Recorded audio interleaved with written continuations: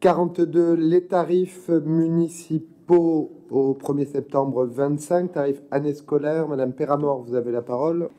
Si certaines évolutions des tarifs municipaux semblent nécessaires et adaptées pour renforcer nos politiques publiques, le groupe Montreuil Insoumise refuse de soutenir les augmentations qui lui semblent injustes et qui vont imposer de nouveaux efforts à des familles qui sont d'ores et déjà en très grande difficulté.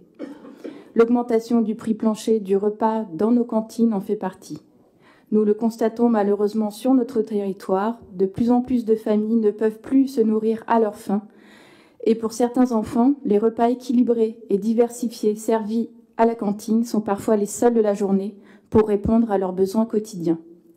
En cohérence avec ce que nous avons inscrit dans notre programme commun lors des dernières élections municipales, notre engagement défend toujours la mise en place de la gratuité de la restauration scolaire pour les familles les plus précaires. Il serait donc paradoxal d'encourager ce soir une trajectoire inverse et nous espérons que cette mesure de gratuité pourra s'appliquer dès 2025. Sans surprise, comme à chaque fois, j'ai déposé des amendements en entonnoir pour demander d'abord que le gel en fait des tarifs, c'est juste la 3e augmentation de l'année quand même. Enfin, il y a un moment, c'est radical. Et je constate que les grandes promesses sur table commune, le prix est fixé, etc., n'augmentera pas. Bon, ben voilà, ça commence déjà. Très bien. Donc, il y a un amendement qui demande le gel. Comme vous n'allez pas le voter, j'ai un amendement de retrait qui est pour que il y ait le gel des tarifs, au moins pour les 3 premières tranches du quotient familial. Et si celui-là n'est pas voté, un amendement de retrait, 3e amendement de retrait, qui serait pour au moins, il y a le gel pour la première tranche, c'est-à-dire du quotient familial, c'est-à-dire pour les familles les plus, on va pas dire précaires, mais les moins favorisées. Je voulais juste apporter une petite précision pour les cours de français de la coordination linguistique de la ville. Donc, pour pointer les faiblesses budgétaires de l'État dans le cadre de la politique de la ville, puisque ces cours sont subventionnés sur ce volet-là.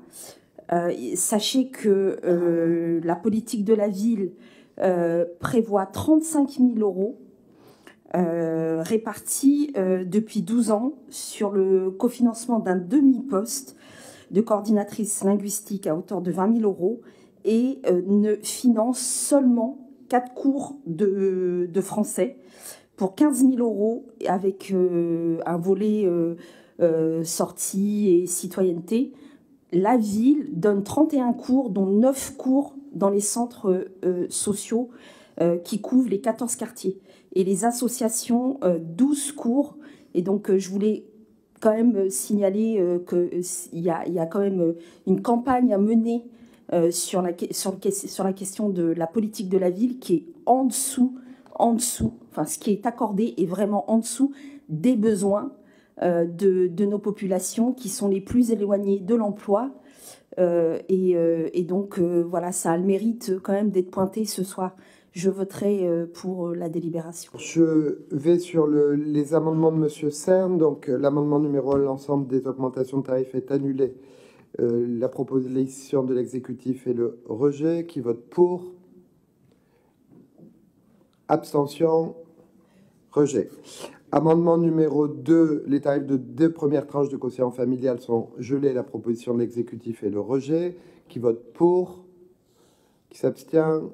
Rejeté. Amendement numéro 3, les tarifs de la première tranche de quotient familial sont gelés. La position de l'exécutif est inchangée. Qui vote pour? Qui s'abstient? Proposition rejetée. Je mets aux voix la délibération 42. Qui est contre? 4 contre, 5 qui s'abstient. Proposition adoptée. Je vous remercie.